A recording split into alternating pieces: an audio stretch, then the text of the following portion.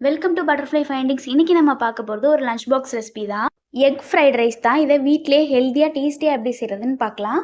கிட்ஸ்லேருந்து பெரியவங்க வர எல்லாருக்குமே இது ரொம்ப பிடிக்கும். மறக்காமல் ட்ரை பண்ணுங்கள். வீடியோக்குள்ளே போகிறதுக்கு முன்னாடி சப்ஸ்கிரைப் பண்ணிக்கோங்க. இந்த ரெசிபி செய்கிறதுக்கு ஒரு எக்கு, கேரட்டு, முட்டைக்கோஸ் 2 ஈக்குவலான குவான்டிட்டியில் எடுத்திருக்கேன். ஒரு capsicum, garam masala, chicken masala, chilli powder, இதெல்லாம் உங்கள் காரத்துக்கு ஏற்ற மாதிரி சேர்த்துக்கோங்க. இப்போ ஒரு பேனை அடுப்பில் வச்சுட்டு 2 டேபிள் ஸ்பூன் ஆயில் சேர்த்துக்கோங்க. ஆயில் நல்லா சூடான பிறகு நம்ம கேரட் சேர்த்துக்கலாம். அதுக்கு ஸ்பைசஸ்லாம் போடணுன்னு அவசியம் இல்லை. உங்களுக்கு விருப்பம் இருந்தால் சேர்த்துக்கலாம். இப்போ நான் முட்டைக்கோசையும் சேர்த்துட்டு நல்லா 2யும் வதக்கி விட்டுக்கலாம். ப்ரௌன் கலராக வர வர நம்ம நல்லா வதக்கி விட்டுக்கலாம்.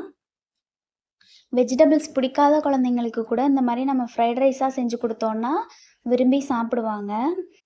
நல்லா வதங்கி வந்துருச்சு. இந்த ஸ்டேஜில் நான் ஒரு டேபிள் ஸ்பூன் உப்பு சேர்த்துக்கிறேன். உங்களுக்கு தேவைக்கேற்ற மாதிரி உப்பு சேர்த்துக்கோங்க. நான் ரொம்ப சின்ன குழந்தைக்கு கொடுக்கணுங்கிறதுனால நல்லா வேக வைக்கிறேன். நீங்கள் பெரியவங்களாக இருந்தால் ஒரு 75% வெந்தாலே போதும். இப்போ நான் கேப்சிகான் போடுறேன். கேப்சிகானும் ஒரு 3/4 வேக்காடு இருந்தால் போதும்.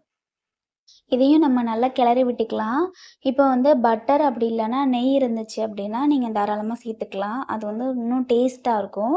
நான் ஆயில் தான் சேர்த்து செய்கிறேன். பட்டர், நெய் இதுக்கு ரொம்பவே சூப்பராக இருக்கும். இப்போ நம்ம எடுத்து வச்சுருக்க மசாலாவை சேர்த்துக்கலாம். அது கூட கரம் மசாலா, சிக்கன் மசாலா, பெப்பர், காரத்துக்கு ஏற்ற மாதிரி சில்லி பவுடர் எல்லாம் சேர்த்து நல்லா கலந்து விட்டுக்கலாம்.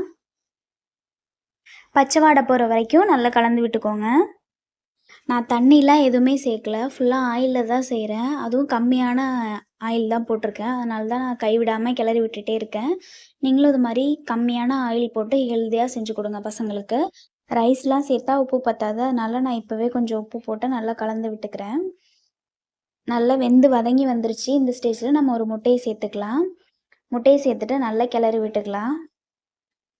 நார்மலாக நம்ம முட்டை பொரிச்சோன்னா எப்படி சட்டியில் ஒட்டாமல் வரும், அந்த அளவுக்கு நம்ம நல்லா இதை கலந்து விட்டுக்கிட்டே இருக்கலாம்.